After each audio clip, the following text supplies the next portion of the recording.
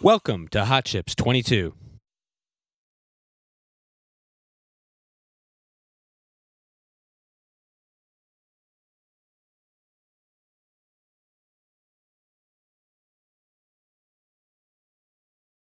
Panel discussion. Asia, partner or competitor?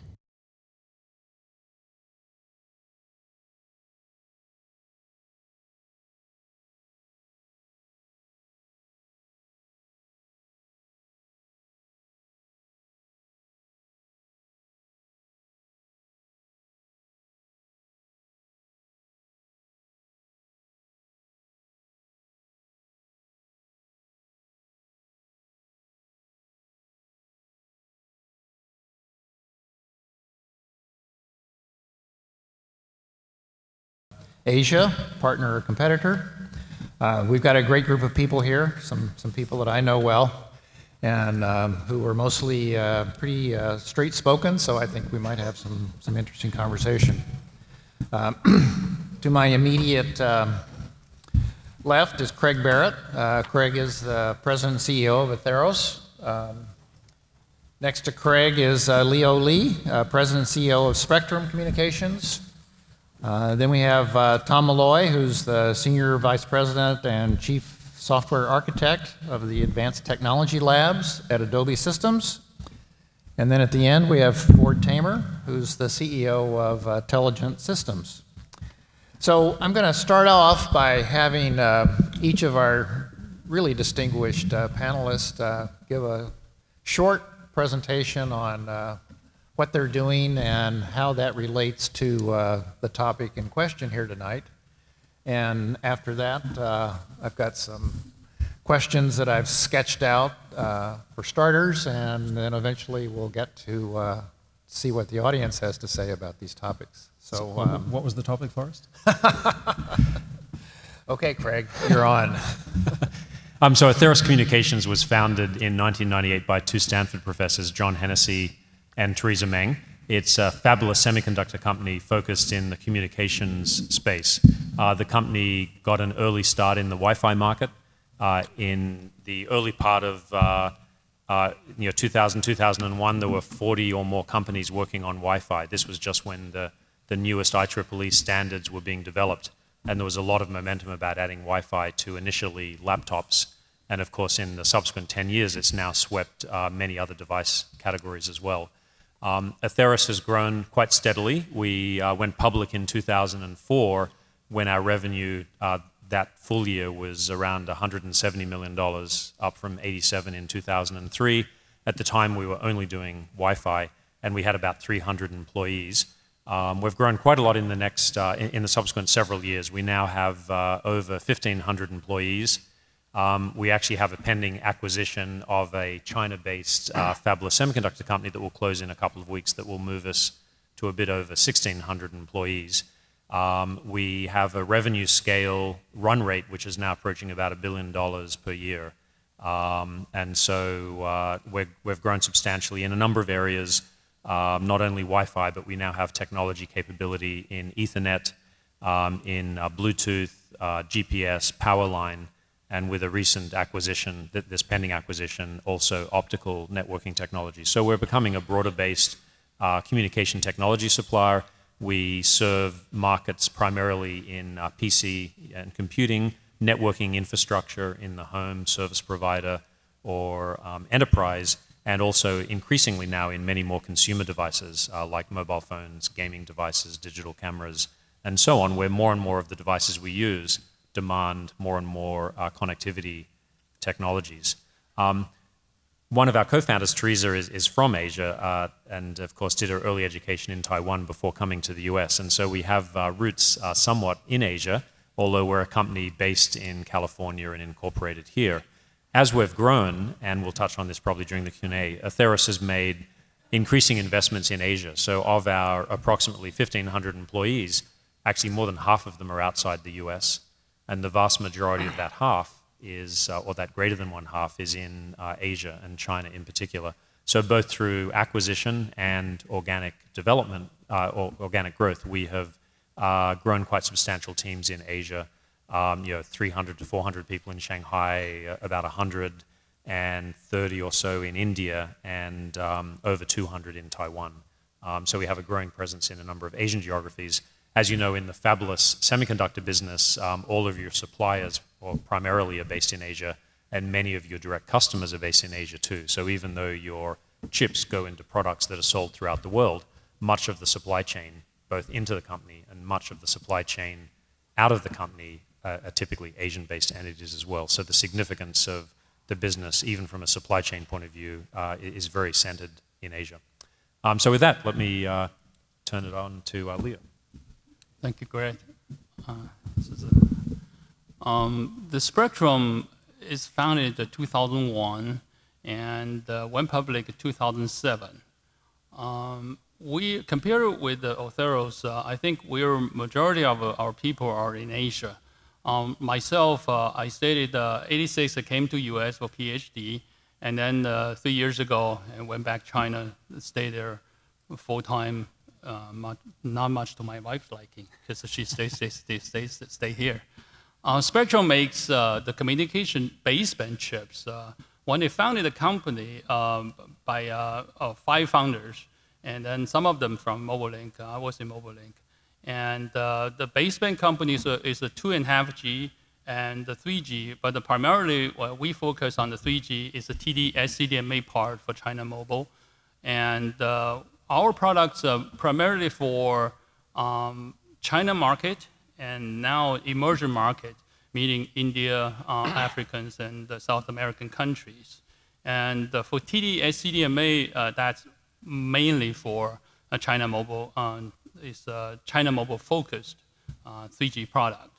And in 2008, I think, Spreadtrum, after IPO, used about $80 million US dollar cash to purchase a company called Quorum in San Diego, where we had a RF transceiver technology. Now, so we don't call ourselves a baseband company, a baseband chip company anymore. So we call ourselves a platform company. We work with a Greg company. We work with Ford company. So basically, we provide a turnkey solution to 2.5G and 3G cell phones. We both have a feature handset, and also we have a smartphone designs. And so we're primarily in Asia, and then the one division down in San Diego, we consolidate the Silicon Valley operation with the San Diego operation after acquisition. We have divisions down in India, Korea, what else? No people in Taiwan, just one. And so most of my people actually is in Asia. So basically, when we started the first questions, so maybe I'll address some of the Asian-related or Asia operation-related issues. With that, maybe with Tom.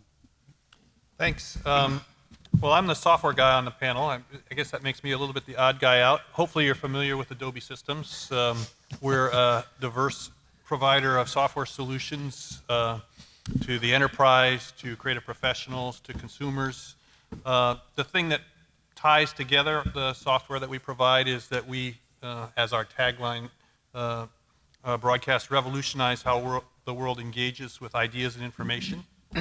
The way we do that is by helping our customers to create, manage, deliver, and optimize both content and interactive applications.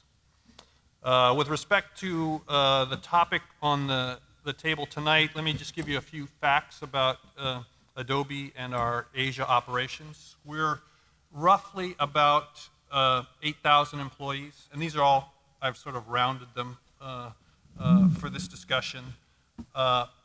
About 50 to 60% of those employees have engineer or something similar to engineer in their title. About 25% of our employees are based in Asia, and our Asia operations are largely development centers. The largest development center we have is in India, about 1,800 people right now. And the other major development center we have is in China. We've been in India for well over a decade, and in China for about half that time. We do everything from QA through the complete management of products and product lines from our operations in Asia. In fact, one of the 5 business units within Adobe Systems is based in Asia and managed by a senior VP who lives in India.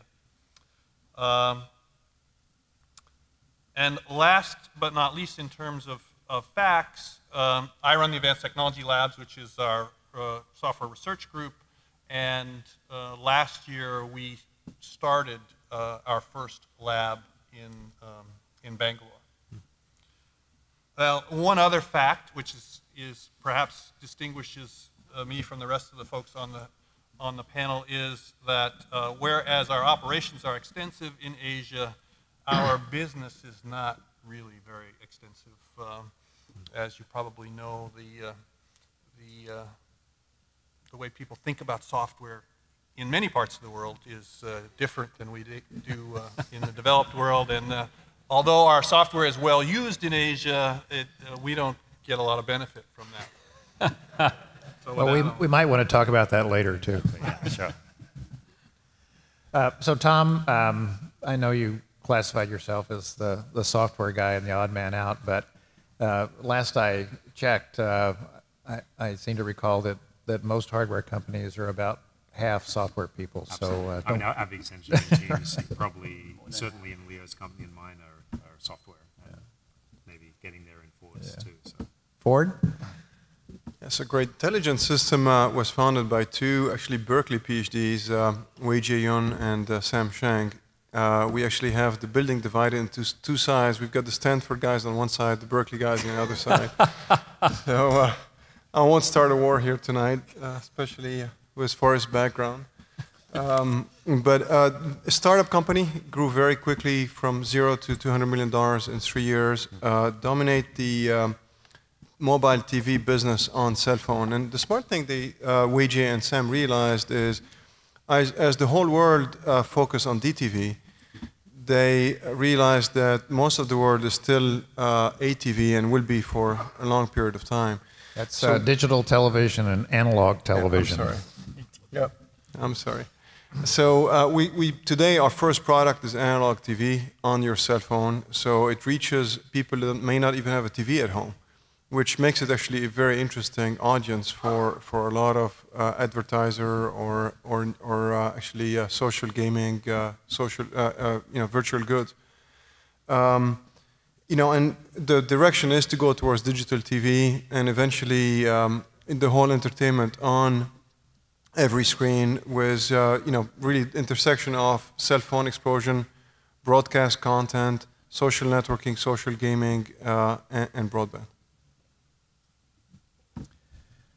So how do your employees divide, Ford, in terms of here? We have about 200 employees, majority of them actually in China. Wow. Okay, great. Okay, so that's an introduction. I have a couple of questions I thought I would start out with, and we can see where things go.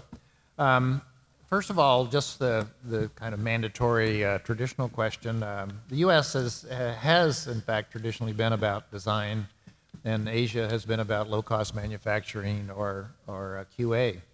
Do you guys think that's still true? And if not, how is that changing, and where do you think it's going? No, I'd have to say definitely no longer true. When we first started teams in Asia, it was organically, meaning we had, in some cases, key long-time employees who were foreign nationals who went back to their home country so they could seed a team that would be well connected. And at the time, those teams were small, and we generally did do support type work or derivative type work. But we found the teams actually became most successful when they really had ownership, much more complete ownership of complete product development. Maybe not the entire product, silicon and software, but at least major enough pieces to where they felt a much stronger sense of ownership. And since then, as we've acquired companies, we actually now have very, very complete teams who are, in some cases, doing truly leading and cutting-edge product development entirely in geographies like Shanghai or locations in India. And so I think that is definitely a stereotype which is certainly no longer true. And also, in Asia, countries are different. For instance, there used to be India, Taiwan, forget about Singapore and other smaller countries. They have higher salary than China. And now, in major cities, in particular, Beijing, Shanghai, and Shenzhen, these three major cities, the engineers there, their salaries, some of the key, or a lot of, on average even, are equal or higher than what is for some of the areas, or most of the areas in India, or even in Taiwan, added some of the mandatory benefits. So just given China by itself, in major cities, I mentioned 3 major cities, the engineers, their salary is much, much higher than the secondary cities, Xi'an and Chongqing and others. So even within China, salaries discrepancies are quite there too. Sounds like the difference between Silicon Valley and other places in the U.S. True. Well, one of the things to think about is look at manufacturing prowess over the last several decades. Really started in the U.S. And of course, as the standard of living and cost of living went up, it moved steadily around the Pacific Rim. So it moved to Japan. And for those of you who remember, in the 1970s, made in Japan was the mark of low quality. But by the 1980s, that turned into a mark of very high quality. And by the late 80s, there was a real concern about Japanese innovation, which was not expected to be a threat, was suddenly looking like a very big threat in semiconductors, in computer architecture. The 5th generation computer project was a real threat. Now, of course, none of that actually came to be. And then in turn, Japan became too expensive as a manufacturing location. It moved to Korea. The same thing happened there. It moved to Taiwan. The same thing happened there. And now it's moved to China. And in fact, some of these cities that Leo mentioned are now considered too expensive for manufacturing. So the manufacturers are actually moving out of the big China cities and going into more rural locations, or even Vietnam and elsewhere. One generation after the manufacturing capability ramps, there's always a tremendous growing capability on the engineering and development side. And I think we've seen that in country after country. And ironically, some manufacturing will come back to the US. And so maybe it will go full cycle in the next couple of decades. So you think we're leveling the playing field here? Is that what that means? There's definitely the worldwide market, I think, for talent and labor is an efficient market. And I think the internet and travel, subject to some government regulations that limit travel, has made the market a lot more efficient. And I think these disparities we've seen are starting to equalize. Just as Leo mentioned, salaries are not at US levels, but the disparity between India and China and elsewhere has definitely narrowed. And also, because Spreadtrum, our company, 70 to even to some extent 80% of our engineers, we don't have factory workers. Having a division down in China is not necessary to save the cost per se, rather to be more efficient, closer to manufacturing customers. And that is the later part is more our focus instead of, say, the saving labor cost in major cities of China. Well, I'd like to say that it's a level playing field, or that we're approaching a level playing field, but in my business, there's still an incredible gap between what a software engineer makes in, say, Bangalore and what we pay here in the United States. I definitely agree with that too, yes. Yes. I was saying between countries within Asia where there was considered disparities, I think it's... within Asia, yes. Well, yeah, within Asia. Right. But I interpreted the question as to whether or not the playing field was leveling either with the United States or with the developing world. And I think that may happen eventually. And actually, I think it would be good for all of us if wage arbitrage ceased to be a driving force. But I think we still have a ways to go before that's There's still, I was talking, I think, about a very long time scale. I think the US still has to generate, in order to justify this gap, still has to generate IP in a way, and innovation in a way that is probably a big order of magnitude comparison compared to China. So when I was in Broadcom, I was doing switch chips. I had a 400 people team in Taiwan. The Taiwan team was doing the smaller chips. The San Jose team was still doing the more complex, larger chips. And if not, you can't justify a US engineer. At Telegent, we have our RF, our system, our algorithm, our cloud services teams in the US. We probably have more digital engineering and UI application type software in China. So I think we still, in order for a US person to be able to justify that gap, they're going to have to innovate and create, IP at a in proportionally to that gap, which I think in our case at least we're still be able to generate. Well, speaking of that, given that all four of you have major operations in Asia, is it possible for a U.S. company to actually thrive worldwide without an Asian operation? I mean, I think in our fields it's increasingly difficult. It's not out of the question. There are still companies like Intel and Qualcomm as examples that are predominantly US-based. Intel has big operations on the big engineering capability in Israel, and they have fabs in a number of geographies. But neither of some of the biggest couple of companies in our space have significant engineering focus. So there are definitely companies that I guess are counterexamples. But I think the trend over a longer time frame is that to be competitive, especially in more challenging markets, that tend to be a lot more competitive. I think you need to have advantage of the talent arbitrage and the salary arbitrage. It's not just a salary arbitrage. I think there's increasing talent too that can be taken advantage of as well. I know it depends upon what kind of business you're in. Like Tom said, he's in software, and then developing world, they don't respect software. They don't pay that either, right? And however, for instance, like business we're in, the cell phone business, which is commoditized consumer type of products. And even if your US engineering team are 100% or 300% more effective, more productive, however, they are physically far away from customers, from the markets, major markets, and from the manufacturing bases too. So in that regards, it's a very difficult, depends upon the market, again, I said. For my business, almost impossible, without the Asian operation. Yeah, I think it relates to the maturity of the market. So in more nascent markets, clearly, I think there's less of dependence. But in more mature markets, where you're asymptotically getting to more and more efficient cost structures, it's something that does become more and more necessary and inevitable. There are clearly counterexamples where innovation is still incredibly high, like Google and Apple and so on, who can really disrupt markets. But I think they're counterexamples. So, given that, what about some quality of life issues?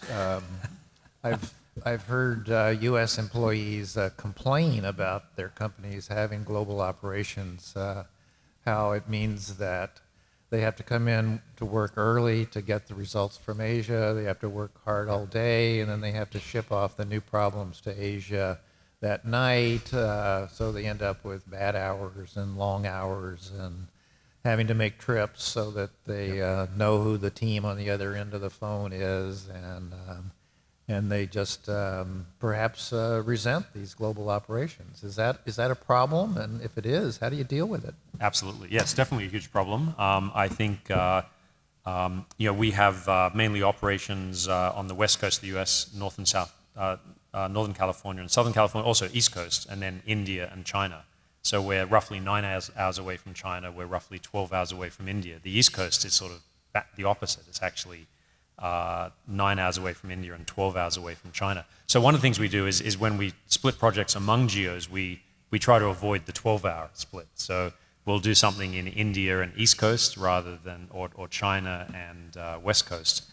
Even 9 hours is very, very awkward. And you're right, there are always late-night conference calls, product review meetings start at 7 p.m., go to 9 or 10 p.m. West Coast time, because that's a convenient time in China and still an inconvenient time in India. Video conferencing helps, but it doesn't solve the time change. Or you can travel, and that solves the time change, but doesn't help you feel very good.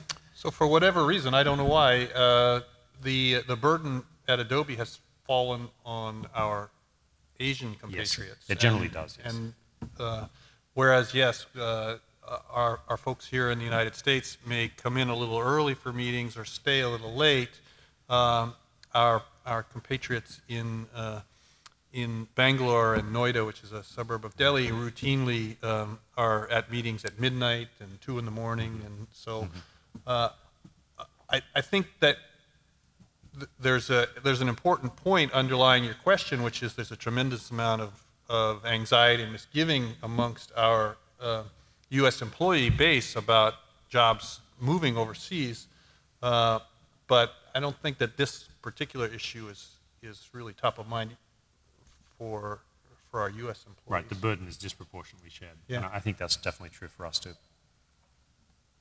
Yeah, it's interesting because, as Leo know, what was interesting to me in our customer market, which is we're selling the same cell phone market in China, it's 7 days a week. So when I'm in China, I actually go to customer meetings pretty much, all day Saturday and Sunday. Actually, Leo and I meet typically on Saturday afternoons. Yeah, so I think the whole concept of a 5-day week from 8 to 5 or 9 to whatever is gone. I think, it's even more 24/7 than it used to be. I think some people resent it, at least in our case. They say, hey, it's a startup, so we at least have an excuse right now to keep going at those rates. But it is not easy. Right, and I think as other remote offices get more self-sufficient, then it's a little bit better. I mean, sometimes we've had projects split between 4 different geos, and it's completely crazy, not just for the time zone difference, but just the communication. So consolidating projects so they're more local definitely helps. There's also benefits of having teams in both sides of the globally, both sides of the U.S. and China or Asia. Because we told, like Samsung's our customer, we told Samsung, hey, we're going to have a 24-hour support. The first 12 hours supported by the Asian team, right? And then the other 12 hours is the daytime here, obviously supported by San Diego team. Literally around the clock. Yes, it is around the clock. Just because we have two divisions down there, 2 locations globally. Right. Actually, sorry, go ahead. No, please go. Actually, Forrest, I don't think it's any different. Leo and I, we used to be at Broadcom. I don't think it's any different than Broadcom days. Our staff meeting used to start at 8. We used to finish at 2 in the morning anyhow. We didn't have much Asian operations. That just wasn't Nick, was it? Or? So, I think it depends on which company you're referring to. It was Nick, says Leo. So. Another complication actually is also people can't always freely travel at short notice between all of these geos either. And so doing things face-to-face helps. So a lot of people in our company travel to Asia, but also vice versa. But actually, interestingly, it's quite difficult sometimes to get US visas if you're a Chinese national, even if you're an employee of our company and we have letters of support and guarantee and stuff. So it can take months to get somebody to the US, for example. So that's an interesting additional challenge. And also, we told the U.S. team or vice versa, the China team, that if you want to avoid the hardship in traveling, just stay one place forever. So, in terms of competition, given that you all have joint operations, is it possible for an Asian company to threaten a U.S. company competitively outside of Asia? Absolutely, yes. And so, the 3 of us are in the fabless semiconductor business, and let's see where our suppliers are. Our major suppliers are companies like TSMC, UMC, SMIC, and a number of others. And the vast majority of the foundries are Asian-based companies, and they're 100% Asian-based. And it's actually surprising because those are businesses whose economics are driven largely by CapEx and not so much headcount cost. So there are things, whether it's government subsidies or other things that might be favoring the geos, because in theory the capital costs are independent of geography. So that's actually surprising. So yeah, our suppliers are fully, there is no competition. There is no US-based foundry. All of our suppliers are based in Asia. A couple are based in a couple of other geos, but 0 in the US. I guess so, technically with global foundries, I guess now there is a US-based fabless, but that's more or less by accident. So our suppliers most definitely are Asian-based. And a couple of other examples in our space, one of the, in fact, the 3rd largest company by revenue in the fabless business, and I think the 2nd biggest company by market cap as of a couple of months ago, I don't know recently, is MediaTek. They're 100% US-based. They're a fierce and strong company. They're 100% Asia-based. 100% Taiwan-based, sorry, or Asia-based, yeah, 100% Asia-based. And they have revenue a little bit less than Broadcom, but recently their market cap has actually been higher than Broadcom. And in the equipment space, look at Huawei as a competitor to Cisco. Now we'll argue, and we can discuss maybe how they achieve some of the things they have, but their growth rate and capability is remarkable. And so there really are examples of Asian companies who have grown very strong. Acer in the PC space is now #2 in laptops, notebooks worldwide. They started off just as an ODM, somebody who made laptops for other people. And now they're a brand who's #1 in Europe, and they're #2 worldwide. They've moved well ahead of Dell. And so there are many Asian-based companies, 100% Asian-based companies who are very strong in their markets. Yeah, I think, Craig, the interesting part is, and we're supposed to disagree some, so if you look back at chip companies, and you look at the market, in the cell phone market, for example, where you've got 500 million, handset being shipped out of China, and the rest being shipped outside of, from outside of China, companies have not been very successful in competing in each other's markets. A MediaTek or a Spreadtrum is mostly in a China, Shenzhen type of market, versus a Qualcomm and others are mostly into none of those markets. Even if you look at Wi-Fi and Bluetooth, right? You don't see much CSR or Atheros in the local China market, and you don't see much. I mean, it's mostly dominated by the MediaTek and the RDAs of the world, right? So I mean, I think the interesting part here is, to a certain extent, companies. There hasn't yet been at least in some markets, a real, truly global company that can go after both customer base from a chip point of view. From equipment point of view, I think you're totally right. Right. But from a chip point of view, it seems to still be, by and large, I mean, there are some example of small market share here and there, but by and large, still, China versus non-China, at least. And right? I mean, that's a good point. I talked to I asked a question actually when I talked to the CEO of Samsung, who is the mobile division CEO. And then I asked him a question. I said, Mr. Xing, who are you really concerned the most? It really is the Nokia ahead of you, or LG or Motorola behind you? And his answer to me was none of the above. The people or the companies that are concerned the most is the company that you're supporting in China or in Shenzhen. So in other words, he doesn't think Nokia or LG or Motorola is put up a potential threat to Samsung. Rather, he thinks those handset makers locally in China, they put up a huge threat to Samsung. To explain that point a little bit more, there's the so-called white box market, which are essentially a large number of quite small companies who, through the completeness of offerings of the semiconductor companies' solutions, including software and carrier qualification and so on, can manufacture handsets with some unusual brand names that are often very similar to well-known brands, or in some cases now being branded actually directly by large carriers, bypassing the equipment OEMs who traditionally design and make and brand phones. And part of this is an artifact of the supply chain is becoming so compressed that the brand names that we know, barring a few exceptions, do little to no engineering. And all of that responsibility is pushed to people like Foxconn and manufacturers in Asia.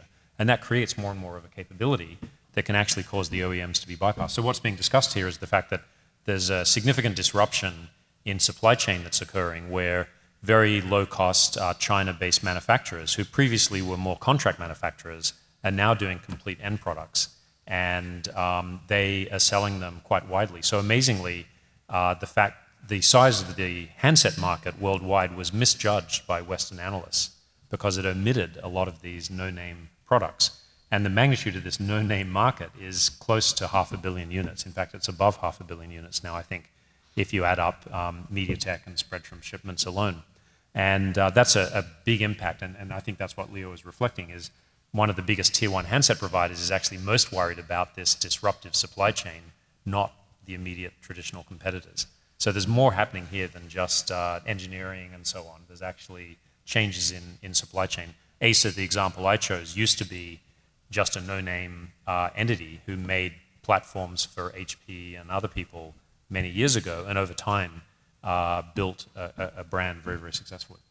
And also, you've seen the competition coming from the handset makers in China. You've seen the Sony Ericsson. You've seen Motorola. They've lost their market share significantly recently. Mm-hmm. And it's interesting, it's not as much a technology issue as much as the culture issue. I mean, you sit down in a Shenzhen market and sit down with a cell phone design house there, and they can make a decision like this to launch 5 units. I mean, say, hey, we want to go do 5 models, let's go.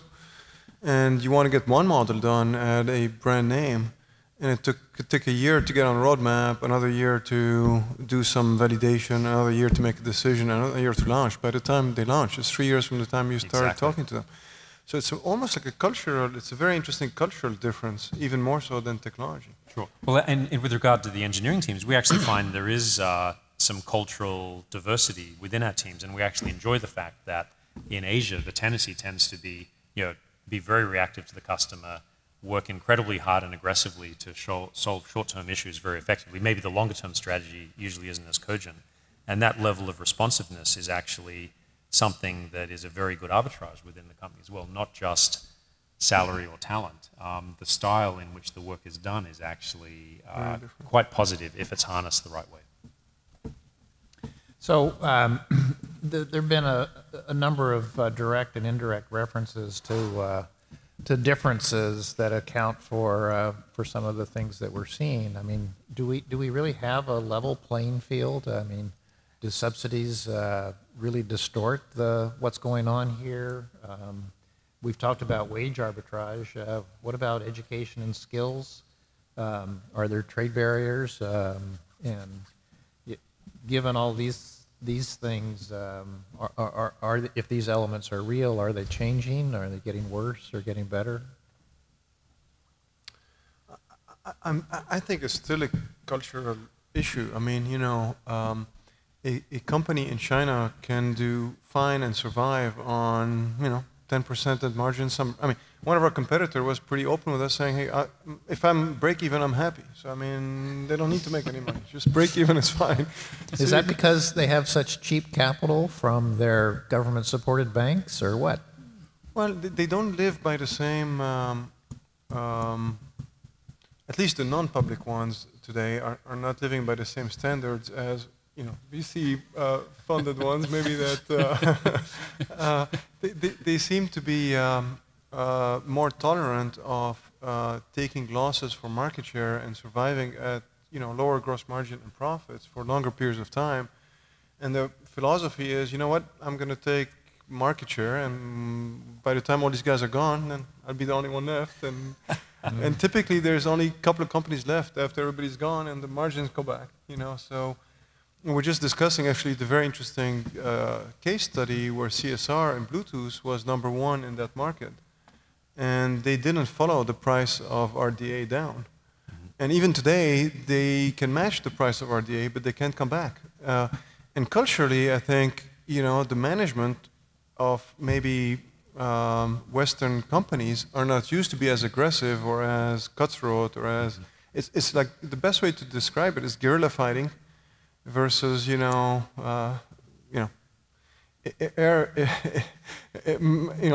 to ground type of mentality. I think it's a totally different type of approach culturally. I don't know.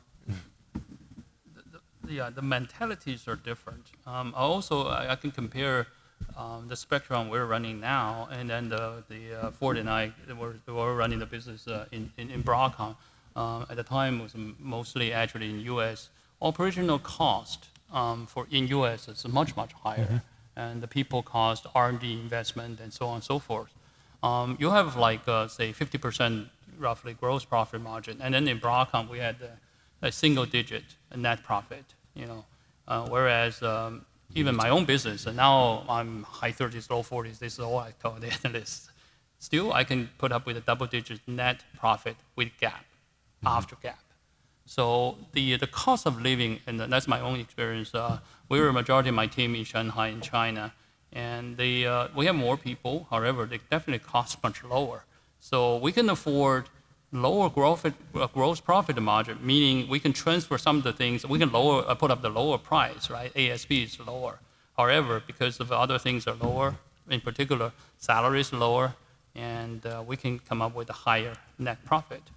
Like Ford said, some of the companies in China obey their they're a private company, but they were very happy to have, I met some of the handset, my customers, right? The handset makers. They said that their growth, let me emphasize, gross profit margin, 9 to 10%. They're able to make 1 or 2% of net profit, able to survive in the game. So this is a quite different game we're playing right now.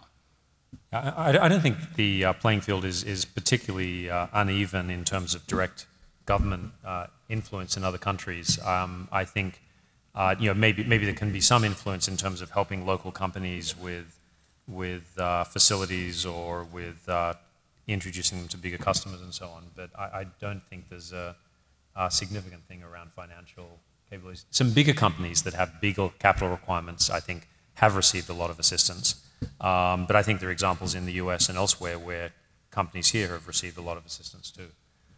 There is a difference in accounting rules that actually makes the exact same business have very different financial statements if it's incorporated or if it's listed in a stock exchange in different places around the world. So the US with GAAP has generally very conservative accounting, becoming increasingly conservative.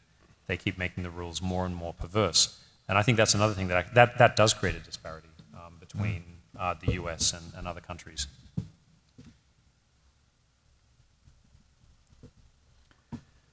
So let me just disagree a little bit with you, Craig.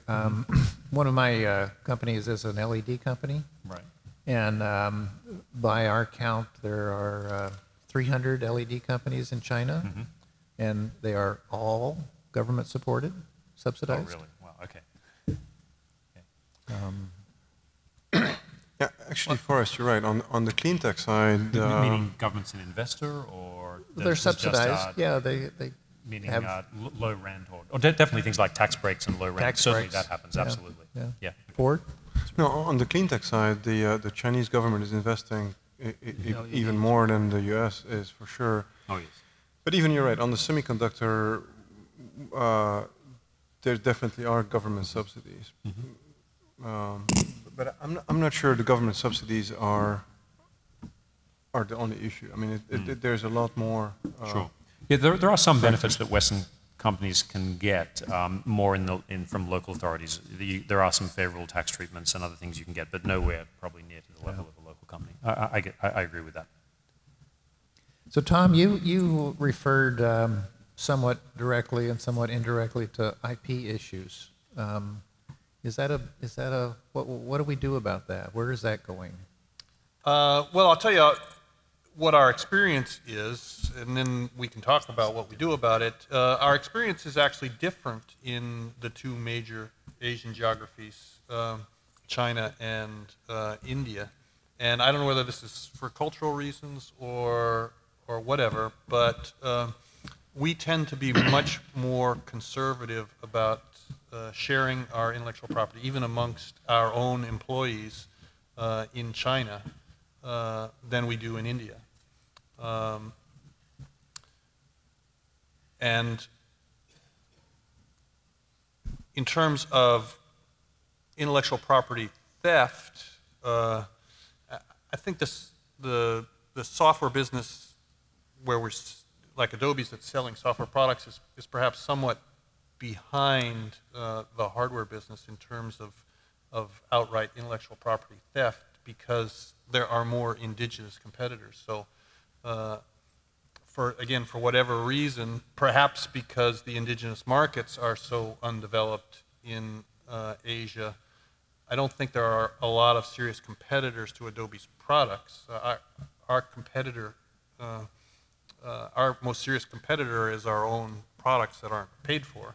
So you said it's different in China than it is in India? Well, we handle it differently. Oh, you handle it differently. Yeah. What does that mean? We don't allow as liberal access to source code in our China labs or our China development centers as we do certainly in the United States and even in India. And we're pretty much following, the advice that we've gotten from other companies and in the way we approach that. I don't know how you guys treat that. Other comments about IP? I'm comparing the operation in Broadcom when I was there. and then compare the Spreadtrum operating today.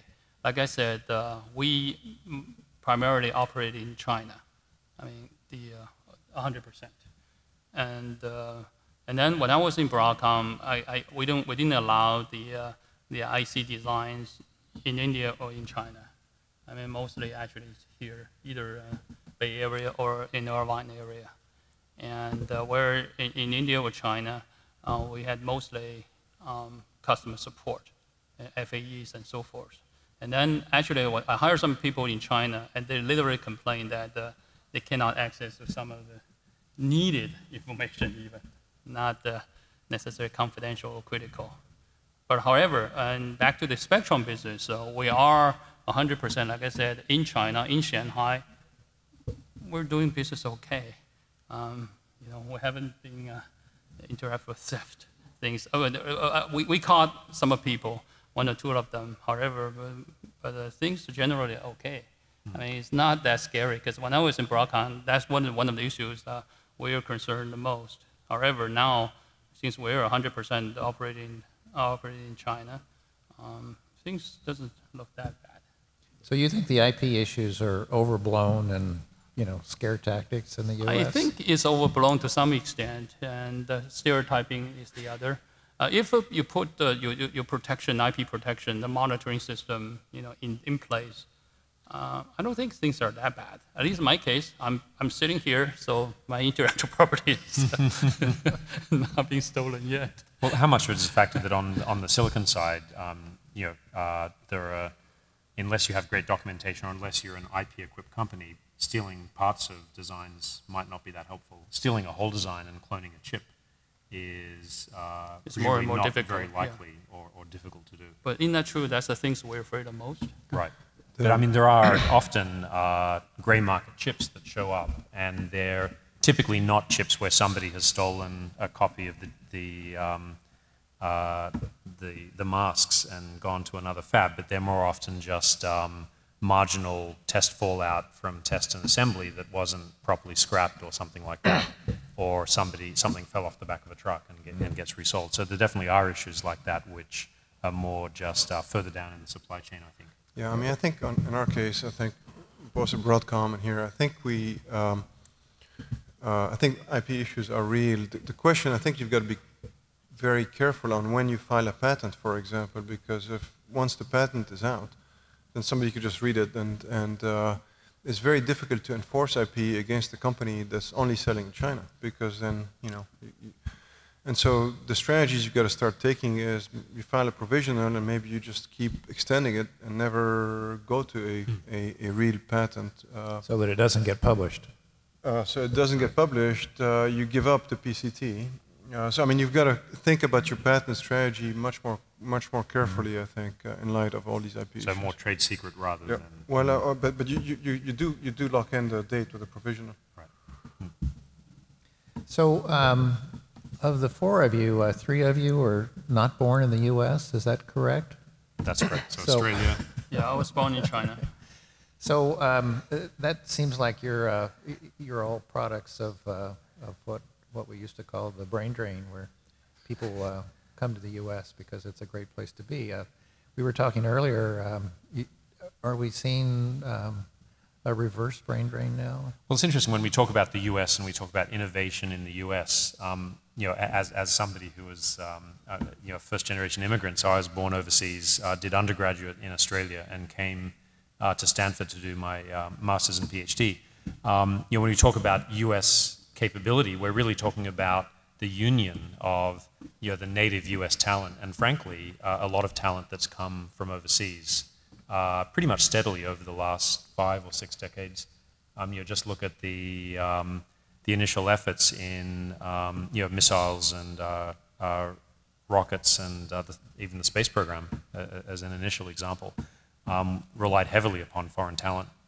And I think that's been a huge advantage to the US. What better way to get very talented people from overseas where you haven't had to pay for any of their education up to often the undergraduate or sometimes master's level, and then you get their productive years as taxpayers and innovators in the country. I actually really sense personally that that's changing with the next generation. I think well, Leo's an example of somebody who has moved back. But I think that's actually an increasing trend.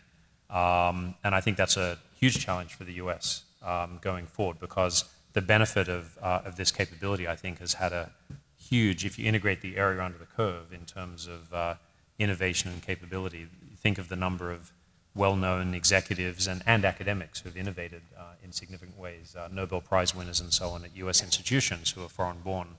I think that's a decreasing trend, and I think more people are coming to the US and perhaps only working for a few years before going back, especially if they're from China or some other countries. And I think over the next couple of decades, that is a big challenge. So what we mean by the US will start to actually narrow, and it's a huge competitiveness problem. Mm. And that depends upon the business you're in. For instance, my business, cell phone baseband chip design fabless companies. In China space, where 60% of handsets are made, and we don't consider American and European companies so competitive there at all. And for that reason, and also look at the landscape of the companies. TI's baseband business closed, and Freescale, Skyworks, Silicon Lab, NXPs, EMPs, and you name it. These are big companies. They close up the business. So what do? I mean, being an engineer working in the field, you don't have a choice but move to China or to Taiwan or somewhere. Or do something else. Exactly. And personally, I got my bachelor's degree and master's degree in China. '86, I came here for PhD. Personally, I found training in the US is very, very helpful. And like Greg said, 2 years ago, went back to China to be the CEO of Spreadtrum. The reason it's not necessarily a back draining of the brains, or I think it's rather out of necessity. Yeah, because to be there close to customer, close to operation, I don't have a choice, right? And then to be with where the companies or operations are, that's all. So I'll rephrase your question in a way that I think it's obvious that the phenomena that we've experienced in our careers is not going to be exactly the same going forward, and whether or not there's a reverse brain drain or not, there are these vital, vibrant, indigenous talent pools that we're all going to take advantage of. But there's perhaps a more forward-looking way to look at this question, which is our industries have already been disrupted by that talent pool. To a lesser extent, the industry that's represented by this auditorium has not been disrupted, but if I were a Stanford or a Harvard or an MIT or a CMU, I would be asking myself whether or not my competitive advantage is sustainable a generation or 2 generations going forward, because I can tell you at the undergraduate level, there's plenty of indigenous talent being produced in India and China.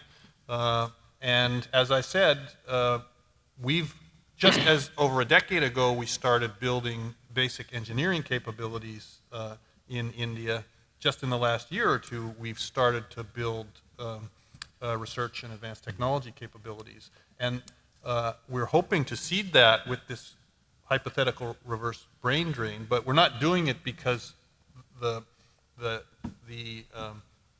Chinese, or in our case, the Indian researchers are beating down our door saying they want to go back. We're doing it because we think that the phenomenon is going to repeat itself at higher and higher in the talent or experience pyramid.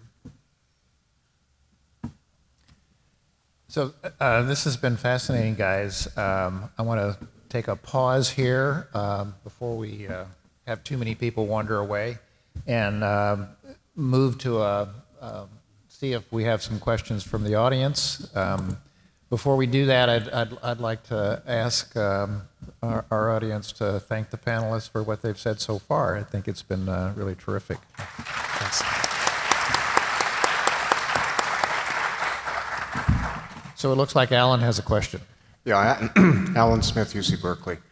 I mean, isn't the competitive advantage of the U.S. at the top end of science, engineering, law, finance, and so on, And isn't the development of these R&D facilities in these foreign countries essentially exporting our technology and exporting our competitive advantage? So you mean like an Intel research lab in Beijing, et cetera? Yeah, I mean, in a few years, those people will be competing with, they'll leave the lab, they'll start their own companies, and our competitors will be not only just manufacturing for us, they'll be designing the products and competing at that level. Sure. I think there's, at a macro or broader scale, I think there's definitely a risk of that. And I think, as I reflected earlier, if you look at how engineering capability within a generation or generation and a half has generally followed manufacturing prowess, simply manufacturing in lower cost countries has, over a generation, created more engineering capability. Engineering capability, in turn, can generate more R&D capability. And so I think broadly there's a real threat of that. I mean, Andy Grove wrote a great piece, I forget where it was published, on exactly this issue. Are we basically giving away the farm by optimizing short-term financial results? And personally, I find that a personal conflict, because you go home at night and you read the newspaper about these macro trends and concern about offshoring jobs, and then you go to work during the day and you look at the problems of the day and the financial statements and what your investors, who I work for, expect. And they are, it does create a huge tension, exactly along the lines you described. I don't have a solution for it. If you have any ideas or whatever, I'm all ears. Well, the solution is when there's no longer an arbitrage opportunity. And I don't know when that's going to happen, but as long as the differentials are so huge, the marketplace is going to do what marketplaces do, and the jobs will move overseas. Right, and I think it would... And I think it's important to distinguish when we have this conversation between our citizen's hat and our business person's hat. I work for a multinational corporation, and when I have my corporate hat on, I sell products overseas, I have employees overseas. It's not as simple as a picture as a politician can paint it, who only has to look at it from a national or from a citizen-centric point of view.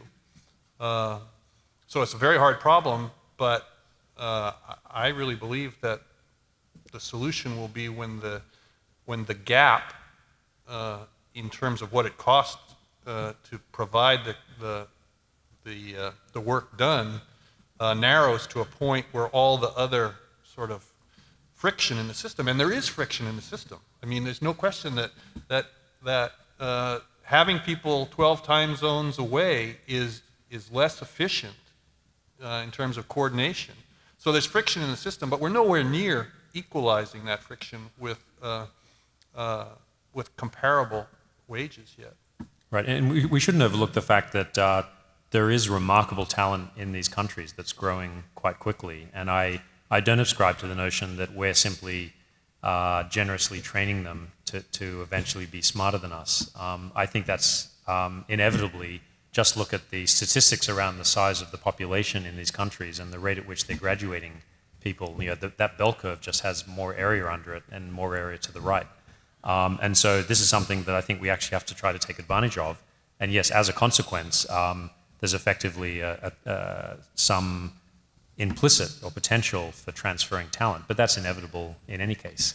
The market for information, I think, is very, very efficient already. If you tried to operationalize sort of the alternative of what we have, not only would our businesses be totally different, but our culture would be totally different as well. You said you're from Berkeley, right? And I mean, how would you like to be a Pythagorean instead of a sort of an open university, sharing your results, publishing? I mean, that's what you would have to do in order not to let the knowledge and the experience leak into the rest of the world. Well, an interesting issue is all the universities that are opening branch campuses in Asia, whether that's another form of exporting our technology. Exactly. Yeah, I think that's a whole other panel.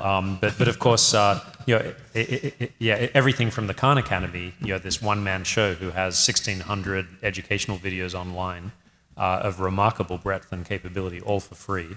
And Stanford, Berkeley, MIT, Harvard, a bunch of people putting full courses on the web.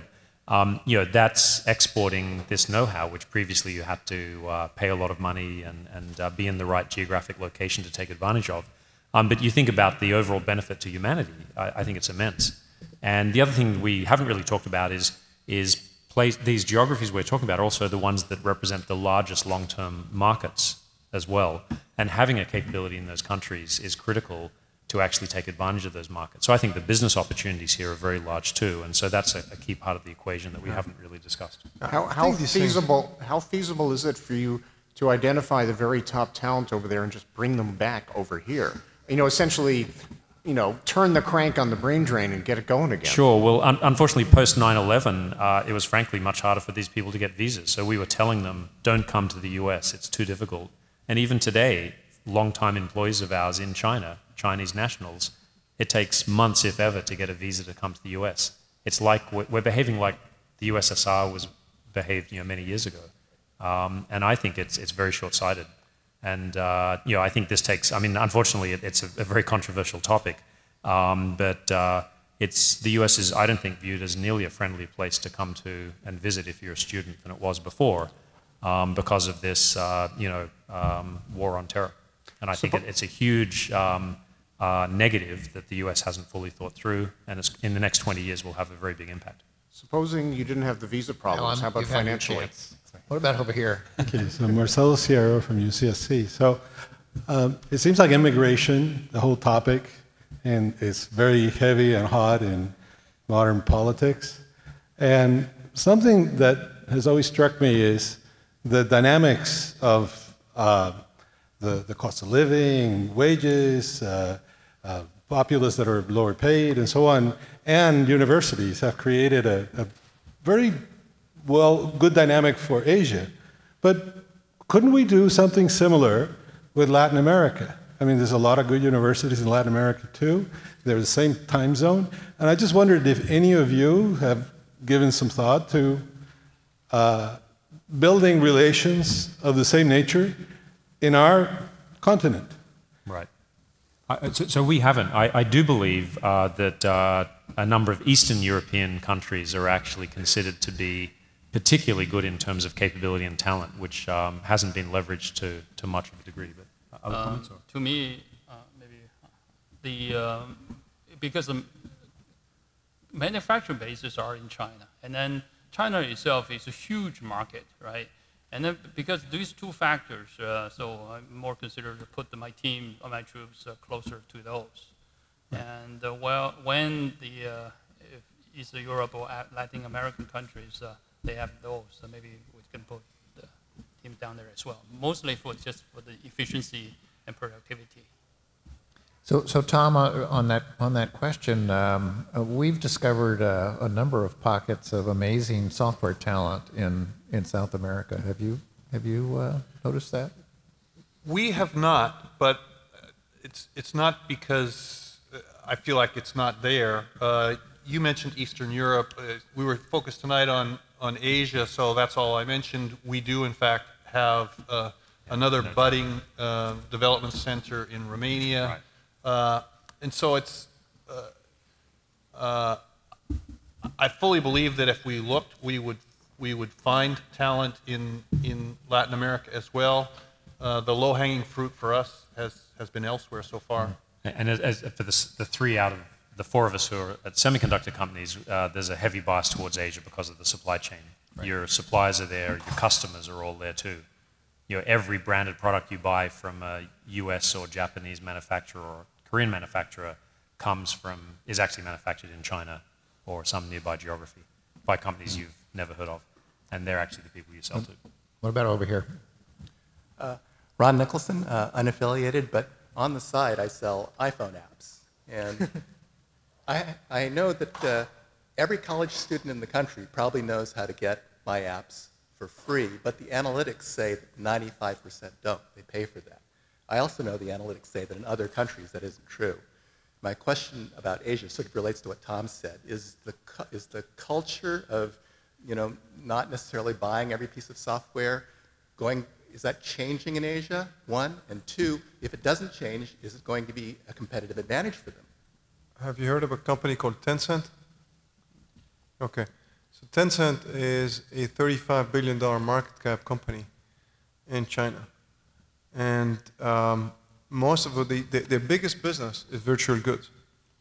And the way they started on the mobile IM, SMS type platforms, and they moved to selling you games, all kinds of application online. So actually, if you look at the whole software gaming apps in China, this is very big. I was 2-3 weeks ago at a company called China Joy, the digital entertainment in Shanghai, and it's bigger than Moscone Center. Shoulder to shoulder, very difficult to get into. Huge companies, very few people probably have heard of: Sohu, Ciano, QQ, Tencent. And a lot of people are making a lot of money in software in China. You just have to be in the right market, understand. And it's not just software and services as well. So I think that whole Asia side is pretty big on interactivity, on games, on services. So I think there's definitely a way to make money there. The way they do it is, if you look at Tencent, they went from almost no user in 2001 is when they were founded to 450 million users today. When they were started, they were making $1 per user. Today, they're making $4.50 per user. So imagine just being a very profitable business on only $4.50 per user per year. So that's pretty phenomenal. But as a result, $1.8 billion revenue company, $35 billion market cap. Pretty phenomenal success story. You should look it up. So is that saying the culture in the East is changing, or East is changing? Yeah, people are paying for these things. People are, as long as it doesn't cost too much. Yes. Yeah, yeah. So you're right. So you're right.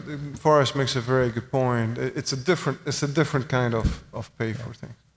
And also, you mentioned services, and that may be a whole new ball game as well, because both the technical and the market dynamics are very different for services. So Tom, do you see your rule about not sharing as much with offices in China changing? I don't know. I think it will, but I don't know whether it'll be, a matter of a year or 5 years or 10 years. Okay, let's do 2 more. Let's take this one, and then we'll go over here. Yeah. Adam B. Berg, I'm at Stanford now, but some companies before that. You touched on this a little when you talked about China supporting their companies a little more than we do. But when you're looking to hire someone, there's a lot of other issues: taxes, payroll taxes, healthcare, insurance, sales tax, and other things. And I'm familiar with the European system of very high taxes. How does that play out in China and India, just as far as the overhead of hiring somebody for X? What is it, X times 1.5 or whatever? And I guess the good news is California has horrendous taxes, but Silicon Valley is still here. So that gives me hope that. Actually, in terms of percentage of overhead, I just give China as an example. Chinese engineers are higher than here, percentage-wise, not absolute dollar-wise. It's about 40% of the base salary, which is very high. And here, we're about 20-something, right? 25, right? Including all the benefits. I'm talking about there's the same thing, same level of benefits. Right. So theirs actually higher. Just thank God that their base salary is pretty low. Well, and once again, semiconductor companies, your CAD tools cost the same. You know, if you want a seat from Cadence, it's going to be the same pretty much anywhere. And facilities costs actually in Shanghai are about the same as Silicon Valley. In fact, in some cases, higher than Silicon Valley. So the housing there is more expensive. Housing is more expensive, and so it's ridiculous. So some things in absolute dollars are actually worse than here. So you think that is actually equalized a lot faster than the base wage? No, I mean, I think Tom correctly points out there's still a significant gap. No, I mean, in absolute numbers, it's much smaller, but as a percentages, there's not a real huge advantage. Right. Okay. Okay, one more. Sure. My name is Arnab Chanda. I'm an analyst. People from the financial community pop up everywhere. It's amazing. So. I want to ask Craig about the quarter. No comment. There you go. No, actually, I have a kind of well, to me, that's an interesting question.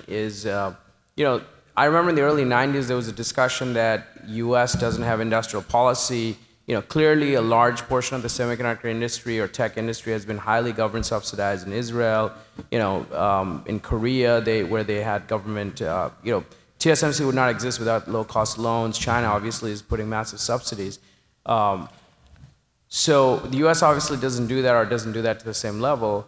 But over time, this becomes more market-driven. So my question is if there was let's say over some asymptotic time horizon, everybody gets to the same point where it's going to become all market-driven, would you still move, do you think that sort of some of the advantages that Asia has, or maybe, I shouldn't say all of Asia, maybe China or whatever, does that change? Or is there some structural benefits that it gets because of that? When you can't get cheap cost of capital, when, maybe the labor cost goes up, I mean, it seems like you're still going to Asia for the most part because of cost, right? Maybe because of manufacturing, but the manufacturing supply chain could move to Vietnam tomorrow. It already has in textiles, for example. No one's putting in new textile manufacturing in China at all. It's in Vietnam and Bangladesh. So I'm just curious about that. It's kind of open-ended question. Do you think that the IP and the diversity and the education system in the US will eventually, keep it there? I mean, I remember in the 80s, Japan was going to take over and it didn't really happen. So I'm just curious Leo, obviously you've worked both in both sides of the picture. I'm curious, maybe there's some difference of opinion there too. Thank you. To me, actually, I said that already. The cost is just one of the factors. It's a weaker one too. To me, it's rather efficiency closer to where the market is, closer to where the manufacturing base and where the customers are. Those are far more important than just the saving the cost. And also talking about the policies, the national policies, the supporting semiconductors. My biggest competitor at the moment is the MediaTek. I'll give you the income tax as an example. MediaTek's effective income tax is like 2.5%. Jesus, and mine is like with the benefits of the China government, still 12.5%. That's the country to country because Taiwan government, they have a local policy that they want to support the semiconductor manufacturing business and semiconductor design business. Whereas in China, they more emphasize now supporting the manufacturing basis. However, for the design, like fabless companies like Spreadtrum, there's the support, the tax benefits is not quite there. I mean, not as good as the one for the manufacturing. So still the discrepancies right. in tax policies. And I guess in Tom's case, and my case, maybe Ford's case as well, where I guess US-based companies, I'm not sure about Telegent as well, but so where in these countries, usually we can't take advantage of the additional benefits that the local companies really get. What we're doing is the supply proximity, the talent arbitrage, and cost arbitrage as well. I should point out, the US does subsidize a heck of a lot of industries, and I think in absolute dollars probably does a lot more than other countries are accused of doing. They just do it in different places. Unfortunately, they don't pick technology as an area they're very focused on. Sugar beets and corn? Corn, actually. So the US has a vibrant corn business. And the Farm Bill a couple of years ago passed with flying colors, $300 billion over 5 years, with an economic multiplier of less than 1.0. And if that sort of money was spent on basic R&D around biotech and alternative energy, that in fact similar to the way a huge amount of money was spent in military and space that created a lot of our technology over the subsequent 3 decades, that would have an enormous impact. But unfortunately, the US has chosen not to do that. Other countries are, and this has a bigger cumulative effect over a few decades. And so the US has the money, but is spending it in different ways, and maybe our high-tech lobby isn't good enough. Well, on that cheery note, sorry to sound so depressing. So let's thank our panelists again. Thank all of you for staying as well.